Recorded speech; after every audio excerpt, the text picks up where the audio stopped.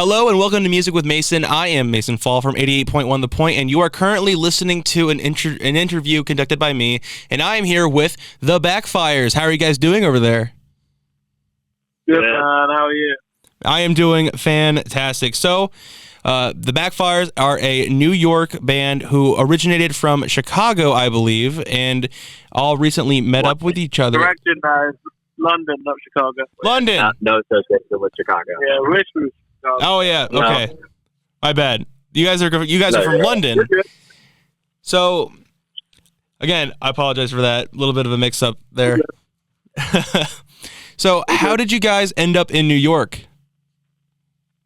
So we all met in London. Alex studied at NYU in London, and met myself, Harry, the guitarist, and drummer Max in London studying abroad. And then when we graduated, we all moved in together in New York City. We've also bass player Matt, who Alex knew from high school, and we've been operating out of New York ever since the beginning of January last year. Very cool. So, who all is there right now? Are all of you in the same van at the same time right now? Yeah, we're all here. Yeah, we are. Matt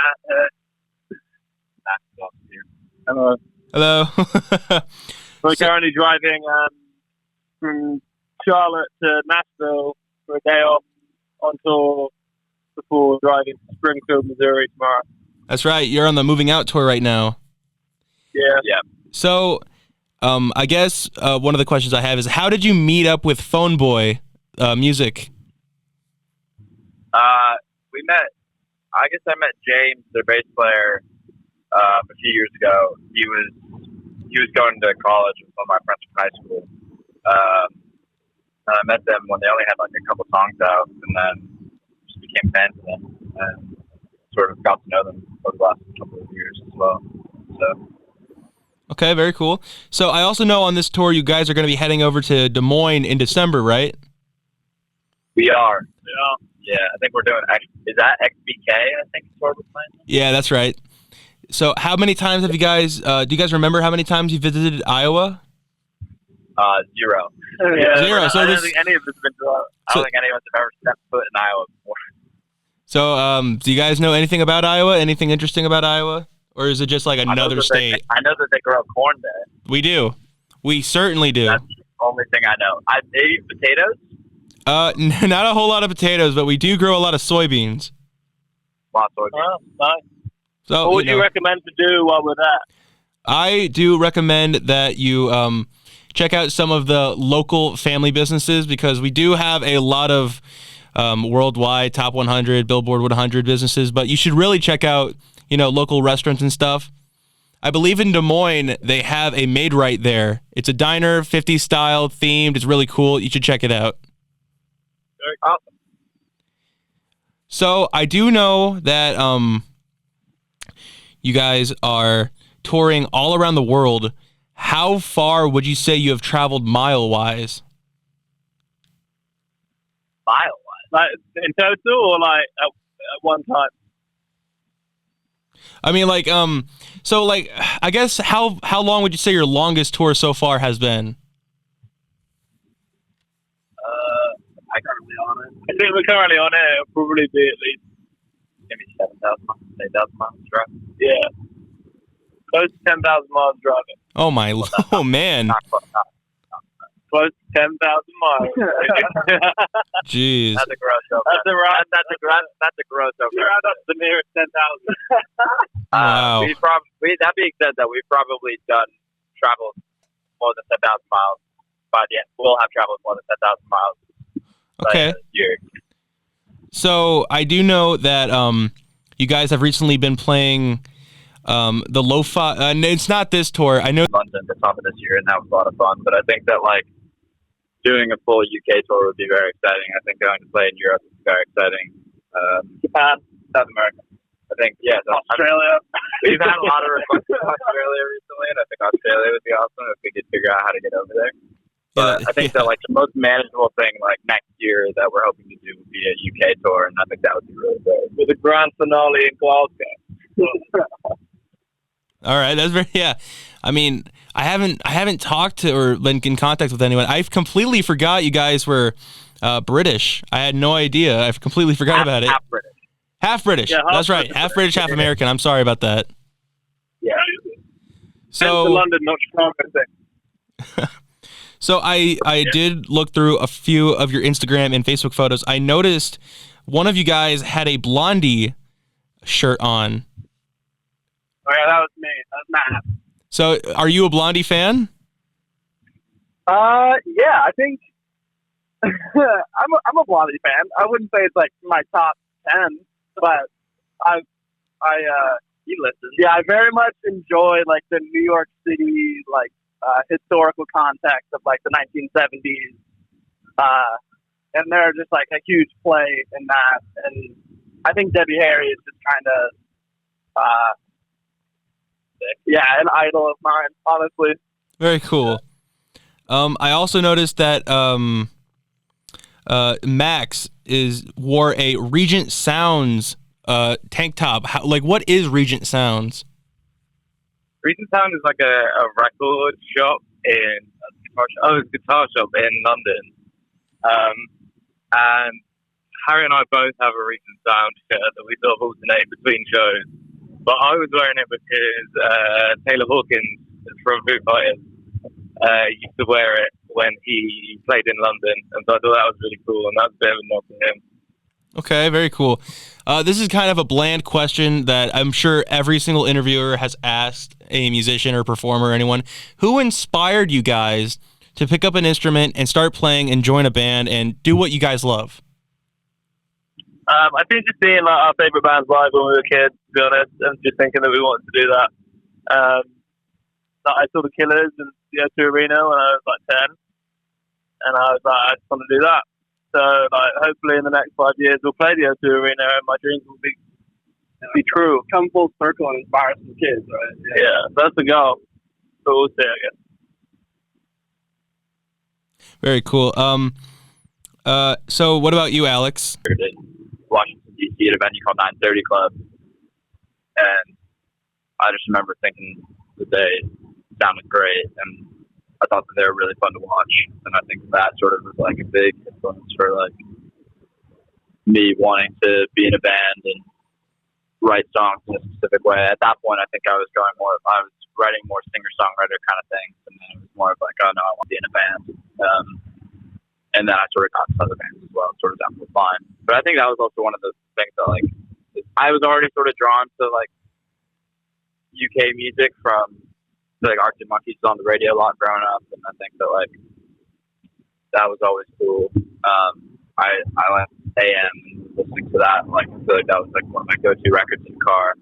But then I was like, I saw Catfish and I was like, oh, this is sick, and just sort of got really inspired by all that. And you know, that was one of the things where Matt and I actually went to Lollapalooza 2018, like right when we graduated high school. We saw like a bunch of British bands, and I knew that I was going over to England for a year at that point. We were kind of like, well, I was sort of talking about how I wanted to go over and meet some British musicians to sort of make a band. And a couple months in, I met Max and Harry, and you know, the rest is history. Yeah, very cool. Yeah, I'm sure it's yeah, I know that you are also, I mean, they already talked about this at the beginning of the interview, but you're going, are you still in New York College? No, I graduated last year. I graduated last year. And you were a part of the Critical Creative program? I was. Yeah. So how would you say was that? It was a neat thing. There was like a broad focus on like culture and history and philosophy, and I was able to like combine like a lot of creative interest between music and film in that program, and that was exciting. And it was a cool program because it required you to study abroad. And I was lucky enough to go. You typically go your third year of university, and I went my first year, and it worked out because when COVID happened, nobody was able to go abroad during the third year.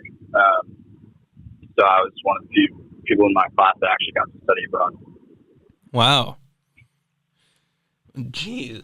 I mean, yeah, I know the pandemic really affected a lot of people. So how was it, combining, performing during the pandemic? Like, how difficult was that, would you say? I mean, we just didn't do it. It wasn't possible. Venues weren't open. I think that, we were all in different places.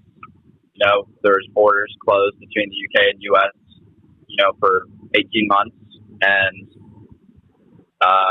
we couldn't perform during the pandemic. And then it wasn't until sort of the restrictions lifted that Max and Harry got their visas approved to come out to the United States. And then from there is when we sort of started really doing it. Yeah, man. It really takes a toll on people, especially when they're trying to make music and do what they love, but they can't be around people because of the pandemic. Yeah. So, I guess, have you guys ever met anyone interesting or anyone like a celebrity or something from one of your shows or while you were on tour? Celebrity. I think that we had the opportunity this past year or over the past year to open for a couple of bands that I think that we grew up listening to, which is really cool. I think for the UK guys, last fall we opened for a band called Fourteeners that are based out of Manchester. And I think Max has seen them a couple months before. They were my last show I went to see before going to America. So I actually travelled up to Manchester to see them play, and it's really surreal. Sort of them getting the opportunity to open up for them on a few dates in the US is a really special experience for me, particularly. And it's we opened for another band, Silver Sun Pickups, at the end of May, beginning of June this year, and it was I had a couple of their records that I think I got on iTunes when I first got an iPod. So I remember that was a really cool, surreal experience, and be playing rooms that were way bigger than rooms we'd ever played in before. I think that's kind of the closest thing, probably. Yeah. Again, Matt just said he met James Hetfield, and I love Metallica, and I didn't meet James Hetfield. You met James? Wow, that's incredible. Yeah, I was at a show, and the act was managed by Q Prime, who's Metallica's also their manager. Sorry, Q Prime is the manager of Metallica.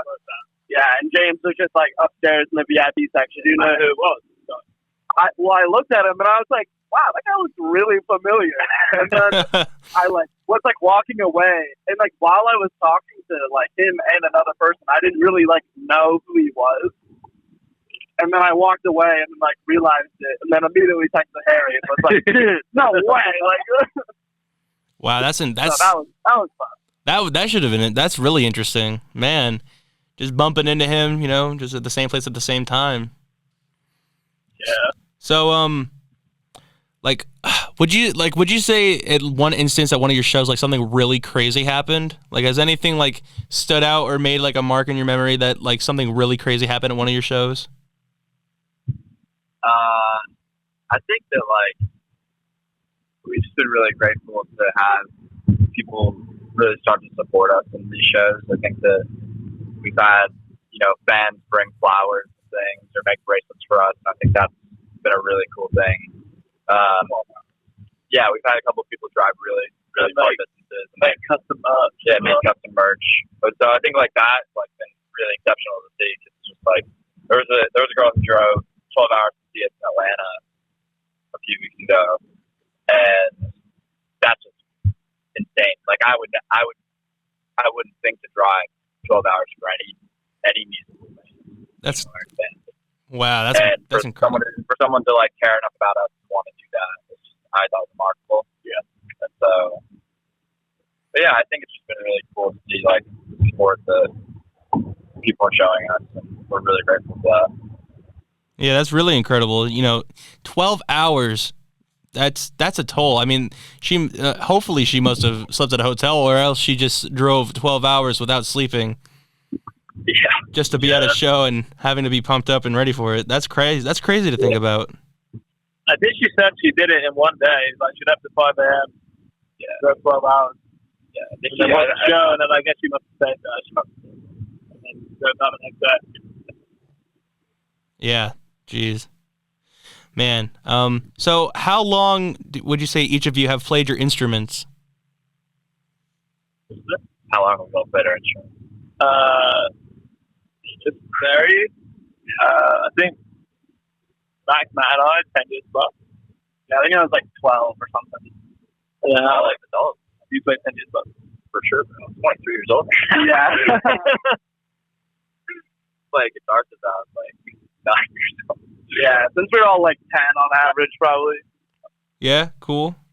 So, has there been a tour spot that you guys wish you could play again? Like, has there been like one really unique spot where you guys would love to go to, like, just go back and play it one more time that you think is possible? I think that there's so many places that we played that we're just going to be flying again. But I think that, like, Toronto was a lot of fun this summer. I think London was a lot of fun this year. Los Angeles was a lot of fun. I think that, like, Columbus, Ohio. That's a lot of fun. Very I think cool. we played Columbus, Harry, and said thank you, Pittsburgh. Yeah. But I still really enjoyed it, nonetheless. All right, very cool. So I guess for the band in total, like, what do you think the future of the Backfires is going to look like after this tour? Like, are you guys going to make another single? Is there going to be an album coming up? Is there going to be another tour coming out? Like, what do you guys plan on doing for the future of the Backfires? We've been recording a lot of new music, and we're going to be hopefully putting that out next year. I know that we're going to be touring more next year. We're like, I'm not sure when some of that stuff will be announced, but I think we're really excited. Looking to have a very busy 2024. Cool, very cool. Is there like, I know this is another very generic question to ask, but is there a musician or a band out there that you would love to collab with for one song or a whole album even? I don't think there are that many people in our genre of music that are that big on collaboration. Maybe they are. It'd be fucking sick to do on LCD Sound System. Yeah, that would be nice. Idols just did that. Did they? Yeah. Would you even heard that song? No. Oh, is it brand new? Yeah. It sounds like an LCD song, which so that maybe LCD Sound System. There you go. Okay, very cool. So I know that we are getting down to the thin of the wire right now. We're almost done with our interview.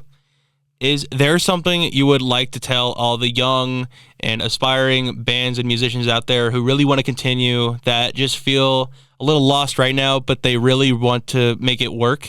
Is there something you want to tell them out there? I think just like Try and go on. that's not ASAP. I would say just you gotta write songs. I think that sometimes it's tough to write songs, finish songs. And I think that, you know, a lot of people pick up instruments and want to be in a band and want to write songs. They don't know where to start, and I think you just gotta like force yourself to finish them. Yeah, because you gotta have good stuff, and you gotta just write. I think as many songs, the songs that you're proud of, and I think that like taking several years to write songs, I think that we're proud of it, and I think that we're, you know, I think that getting to that point, just writing as many songs as possible, and knowing that if you try hard enough and long enough, good things will happen, right? Like, if you don't have good songs, it's like that. So you need good songs. Okay. Well, No, that's true. You try as hard as possible to write good songs. If you don't have good songs, it's stuff that's now. You got to write good songs. Good is subjective. I think write as many songs as you can and be the best version of yourself as you possibly can, and good things will happen. I completely agree with that. You know, you put in the work, you put in the time and the effort, good things will come your way. Yeah. But I think that is about it, guys. I really appreciate you guys for reaching back and doing this interview with me. This has really been an incredible experience. Yeah, thank you very much for having me. Thank you, man. Yeah. So, yeah, thank you guys. I hope you have a great day, and hopefully maybe we can do this again sometime. You never know. Absolutely. All right. Good day, man. Yep. See you guys later. And that will do it for the interview with the Backfires, and another amazing band. Absolutely incredible. I really wish I remember that they were half British, half American, and I've made a few slip ups there, but of course, an amazing band. They are incredible. I met them online through Instagram and YouTube, and they are an absolutely astonishing band, and they are traveling all over the United States and the UK. Amazing. Absolutely amazing. Hopefully that you saw the other interviews I did with 28 Days Later and, of course, Mark Leon, the lead singer of the Iowa Rock and Roll Artist of the Year, Widow 7. Absolutely another incredible band. Another incredible set of bands right there. I really need you guys to understand that this is completely amazing for me. This is absolutely an amazing experience. I am talking to bands from Iowa. I'm talking to bands from the UK. And who knows what happens in the future. Maybe I'll end up speaking with James Hetfield myself, and I'll be able to have some coffee with him or something. You never know. But, of course, hopefully you guys enjoy this. Make sure you hit the subscribe button. You follow me, and you check up on the other interviews, and recommend these to your friends and family because, of course, it's an absolutely incredible thing to do. Thank you guys so much for joining me. We will see you guys next time.